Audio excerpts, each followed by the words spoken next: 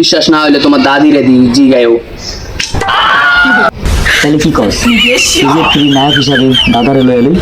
ভাই দাদা হয়েছে চোখ খারাপ কিন্তু বাবা খক খক করে কাশি দেয়। আরে বেড়া ওইটা এডিটিং দিয়ে ম্যানেজ করবেন, আপনার নাম দালি খেলা। তা নাতি নায়িকা কারে দিবা? আরে দাদা তা আবার কইতে হয়, বাংলাদেশের নায়িকা হিসাবে অভিনয় একজনই পারে, তা হয়েছে লেডি।